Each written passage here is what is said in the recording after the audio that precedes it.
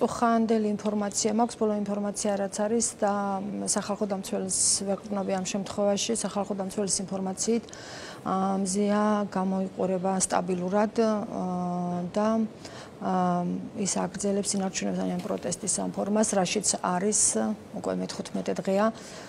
მზიას ჯანმრთელობისთვის ეს ძალიან დამაზიანებელი მდგომარეობაა, რადგან მზიას აქვს რამდენიმე ქრონიკული დაავადება და მიუხედავად იმისა, რომ ამბობენ, რომ ის სტაბილურად გამოიყურება, მაინც არსებობს ძალიან მაღალი საფრთხე მისი ჯანმრთელობის სერიოზული დაზიანების, შეიძლება უკუქცევადი პროცესები განვითარდეს მის ორგანიზმში. აქედან გამომდინარე, რომ შიმშილობის ინფორმაცია რჩევს, რაც გვაქვს დღეს მონაცემებით, ეს დადასტურებულია თვითონ ადმინისტრაციის მიერ და არაპირებს შიმშილობის შეწყვეტას არაერთი მოთხოვნის მიუხედავად.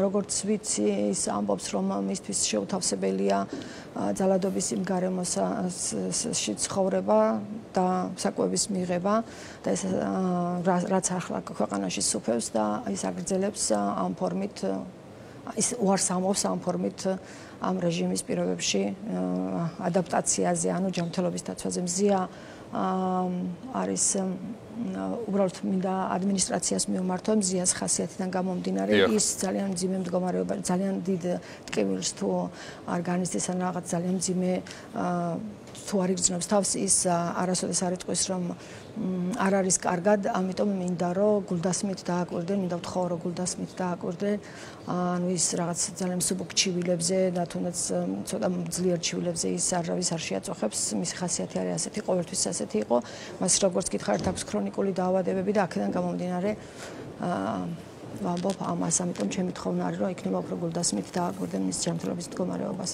რა ბერკეტები რჩება თქვენი შეფასებით, თქვენი აზრით იმისათვის, რომ ამ მტყუებიდან გათავისუფლდეს ნეტგაზეთისა და ბათუმელების დამფუძნებელი მზია ამაღლობელი, რა რჩება ბერკეტად არაერთი მიმართვა ვნახეთ, ხო, მათ შორის აქტიურობენ საერთაშორისო ორგანიზაციები, არაერთი წერილი მოწოდება ვიხილეთ.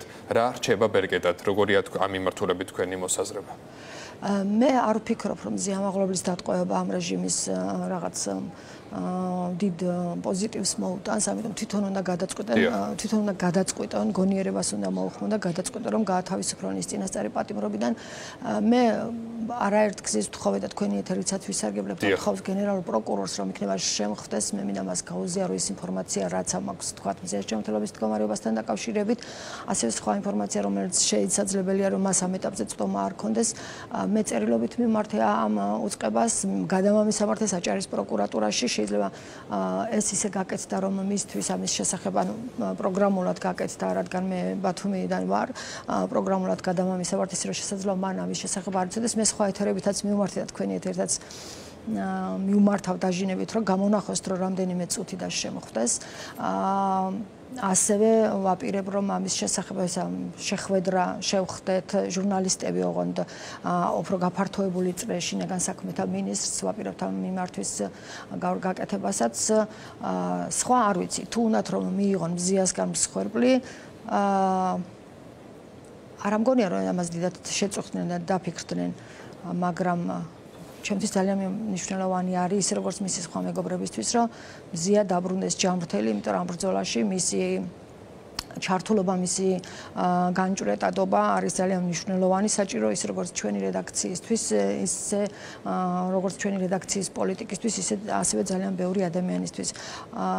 მედია, რომელსაც მზია ქმნიდა, მე ვსაუბრობ ბათუმელებზე და ნეტგაზეთზე, ის არსად არასდროს არ ჩანდა, მაგრამ მინდა გითხრათ, რომ თქვენ იცით და ძალიან ბევრმა ადამიანმა იცის, ჩვენ მომკითხველმა იცის ჩვენი მედიის პოლიტიკა და ეს არის აბსოლუტურად მზიას მიერ დაფუძნებული პოლიტიკა. ეს იყო მზიას ბრძოლის და შრომის ასევე ღირებულება ამ ტიპის მედია შეექმნა. მე არ მგონია, რომ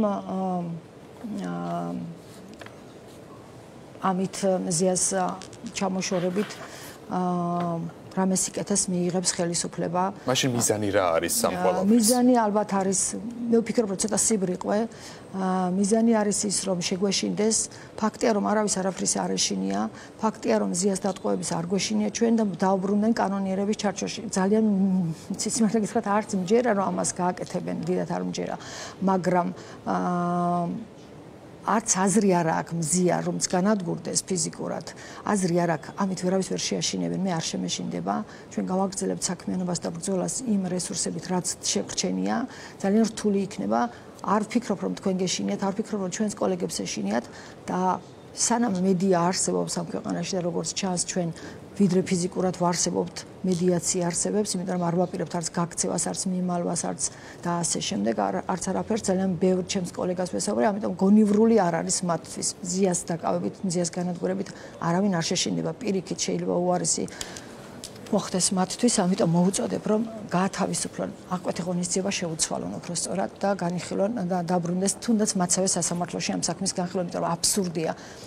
საქართველოს უზენაეს სასამართლოს გადაწყვეტილება, პრეცედენტული გადაწყვეტილებები არსებობს, როდესაც სილის გაწვნისთვის ადამიანებს პროკურატურის ბრალდება იყო იგივე მოხლით შესული და უზენაესმა სასამართლომ ამათი ხელისუფლების პირობებში თქვა, რომ ეს არის არასწორი ფორმულირება მუხლის და გაამართლა ადამიანის სრულიად. და წინა დღეებშიც გვახსოვს აჭარაში რამდენიმე ადამიანის თავდასხმა, მათ შორის ეს რაღაცნაირად საქმე დაიწყეს იმ მუხლით, რა მუხლითაც ედავებიან მზიამაღლობას. იქ იყო პოლიციელების დაჭრა, ხომ? გარდა ამისა, გავიხსენოთ თუნდაც თბილისში იყო, მე მახსოვს, კადრებად მახსოვს, შემიძლია როცა დაუბრუნდები დავალაგო ეს კადრები, როდესაც თბილისში პოლიციელები, როდესაც აკავებდნენ ამა თუ იმ ადამიანს აქციის მონაწილეებს, ქალები ცდილობდნენ მათთვის არ გაეტანებინათ ეს დაკავებულები და ვინ სახეზე ჩამოკაწრა, ვინ ხელიკრა, რატომ არ დაიწყეს მათ წინააღმდეგ იგივე მუხლით თქვა გამოძიება და საერთოდ არ დააკავეს, მოიშორეს და რატო დაიწყეს მზიას მიმართ ასეთი მძიმე მუხლით გამოძიება. რა თქმა უნდა, იმიტომ რომ უნდა გააჩუმონ მედია და უნდა გაგვაჩუმონ ჩვენ, უნდა შეგვაშინონ ჩვენ და უნდა დაგვაფეთონ ჩვენ და არ გამოვა ეს, არ შევშინდებით, ვერ შევშინდებით, არ გვაქვს უფლება და ამიტომ მოუწოდებ, რომ დაბრუნდნენ მართლა გულწრფელად მოუწოდებ, არავითარ თხოვნა მე მათ მიმართ არ მაქვს, დაბრუნდნენ კანონიერების ჩარჩოში, შეცვალონ აღკვეთი ღონისძიების ფორმა, პატიმრობა და მიანდონ საქმე მაცავე სასამართლოს. დიახ. აი რა კითხვა საუბრობთ მედიის სოლიდარობაზე, ერთიანობაზე, განსაკუთრებით დამოუკიდებელი მედია საშუალებების კონტექსტში. მინდა ნიკითხოთ ღია წერილზე, რომელთაც თქვენ უპასუხეთ ირაკლი მრუხაძეს, რომელმაც თქვა, რომ მზიამაღლობელი საქმეს არ იცნობს, თუმცა პოლიციელზე თავდასხმა უნდა დაისაჯოს. ამავე წერილში თქვენ შემდეგ რამეს ამბობთ. ესომი თქვენ და თქვენაირებმა ვითომ დასავლეთში განათლებულებმა მიღებულმა პირებმა განმანათლებელი ბიძინა ივანიშვილის მორჩილები და ერთგულებით დაიწყეთ რუსული კანონის მიღებით. თქვენ ხართ ერთ-ერთი მთავარი ფიგურა მედიისა და დამოუკიდებელი ჟურნალისტების განადგურების მცდელობის პროცესში. რატომ გაგიჩნდათ სურვილი, რომ ეს წერილი დაგეწერათ, ეს ფრაგმენტი იყო თქვენი წერილიდან? იმიტომ რომ ეს მედია, რომელსაც ეგ ადამიანი აფინანსებს რამდენიმე მილიონს, თუ სწორად მახსოვს 50 მილიონს ხარჯავს ყოველწლიურად მინიმუმ, რომელსაც არ უყურებს, წარმოუდგენელია, ხო? იცით ეს რას მაგალითად მისი მედია ყოველდღიურად ანადგურებს ადამიანებს. მისი ფულით შეიქმნა იარაღი, რომელიც არის დამიზნებული ადამიანებისთვის, ახალგაზრდებისთვის, ამ ქვეყნის მოქალაქეებისთვის, ის მათ მიმართ ანგარიშწერების მას მხოლოდ ის დანიშნულება აქვს, რომ ამ ადამიანებს ანგარიში გაუსწორონ, ფიზიკურად გაანადგურონ, მორალურად გაანადგურონ, ჯანმრთელობა შეურყმონ და ასე შემდეგ. ეს მედია მხოლოდ ამას აკეთებს ამ ქვეყანაში და ეს ადამიანი ამბობს, რომ აი ეს არ იცის თურმე. იცით რას მაგონებს ეს მაგალითად ფაშიზმის პირობებში, როდესაც იქ საკონცენტრაციო ბანაკებში გატარებულ წამების ღონისძიებებზე იყო საუბარი, ძალიან ბევრი ჰიტლერის ერთგული ადამიანი ამბობდა, რომ თურმე არ იცოდა რა ხდებოდა მაგალითად პოლონეთის საკონცენტრაციო ბანაკებში რა ხდებოდა. აბსურდია, ხომ? ისეთივე აბსურდშია ეს ადამიანი და ძალიან ინფანტილური და ცოტა არ იყოს რა ვიცი, ცრუპენტელური ქცევა არის ეს, არავის შეურაცხყოფა არ მინდა, უბრალოდ ფაქტის კონსტატაციას ვახსოვს, ძალიან ცრუპენტელად გამოიყურება ადამიანი, რომელიც ამბობს, რომ 50 მილიონს ხარჯავს, მაგრამ არ იცის რა ხდება ამ საქმეში. ძალიან კარგად იცის, ძალიან კარგად დასრულებენ ამ ბინძურ არა, რუსულ, მოდი ასე ვთქვათ, ბინძური არის, თუ როგორ მტრული არის, ბინძურზე უფრო უარესი არის, ჩემი აზრით, მტრულ საქმეს აი ამ ფულით, მისი ფულით და ქვეყანას წაართვეს მომავალი. ქვეყანას წაართვა ამ მედიამ როგორც ინსტრუმენტმა, პროპაგანდის მთავარმა ინსტრუმენტმა წაართვა ქვეყანას ძალიან დიდი როლი შეასრულა ქვეყნისთვის წაერთმიათ ევროპული მომავალი დემოკრატიული განვითარება. ხო და ამ ფონზე როცა ამბობს რომ ეს თურმე არ იცის რას აკეთებს, ხო, ნუ არ ვიცი რა სხვა რა სიტყვა შეიძლება ერთი სიტყვით როგორ შევაფასოთ ეს არის ინფანტილიზმი ან სრუპენტელობა, არ ვიცი მეტი როგორ გითხრათ. ჩემი დამოკიდებულება ეს ყო მე მქონდა გულის ტკივილი იმაზე რომ ვთქვათ იქ არ იყო სათანადო ჩაკითხვები მზიასთან დაკავშირებით იმ ინტერვიუში და მე მინდოდა რომ ამაზე მქონოდა გამოხმაურება, მე მინდოდა მეთქვა რომ ეს ადამიანი იტყუება და ეს ადამიანი არის ერთ-ერთი მთავარი იარაღი, რომელიც ანადგურებს საქართველოში დემოკრატიას, ადამიანების ღირსებას, კეთილდღეობას და მომავალს. და ის მზიას თემას რომ დავუბრუნდეთ, ცალკე აღსანიშნია ხო ბუნებრივია ირაკლი დგებუაძე, რომელიც მხირებულია არაადამიანურ მოპყრობაში, ჩვენ ვნახეთ მათ შორის საიას ბრიფინგზე ნონა ქურდოვანიძე მისაუბრა ამის შესახებ, რომ დაკავების დროს ირაკლი დგებუაძე მზიას სახეში შეაფურთხა, მას ექცეოდნენ არაადამიანურად და ექვემდებარა სწორედ ამ არაადამიანურ მოპყრობას. ის კვლავ ინარჩუნებს ამ თანამდებობას, აი როგორ შეიძლება გამოძიება წარიმართოს დამოუკიდებლად სამართლიანად, მათ შორისაც ეს ადამიანი კვლავ ამ პოზიციაზეა. ვერც ერთ შემთხვევაში ვერ წარიმართება ვერც დამოუკიდებლად და ვერც სამართლიანად. გამორიცხულია მე დარწმუნებული ვარ რომ ირაკლი დგებუაძე უკვე და არა მხოლოდ ის თვითნებურად ამას ვერ გააკეთებდა, რასაკვირველია უკვე განადგურებული არის ყველა მტკიცებულება. დარწმუნებული ვარ ამაში, რაც მოიპოვებოდა იმ შენობაში, სადაც მზიას მიმართ არასათანადო მოპყრობას ჰქონდა ადგილი, მაგრამ ეს როგორ გითხრათ, ეს ადამიანი არის ფსიქოპატი. როდესაც ის რაღაცა სიტუაციაში გარკვეულ სიტუაციებში ის არის აბსოლუტურად არაადეკვატური, მაგრამ სისტემა, როგორც ჩანს, ამ არაადეკვატურობის ხარჯზე ინარჩუნებს თავის მას რა ქვია მდგომარეობას, რეჟიმი უпростоრად სისტემა არა და როგორც ჩანს, ამ რეჟიმს არ შეუძლია განერიდოს ასეთ ადამიანებს, პირიქით როგორც ჩანს, ახალისებს და შეიძლება მე არ გამოვრიცხე რომ ირაკლი დგებუაძე მაგალითად შეიძლება ბათუმიდან წაიყვანონ სადმე, მაგრამ ის დააწინაურონ. მის მიმართ არავით არის გამოძიება.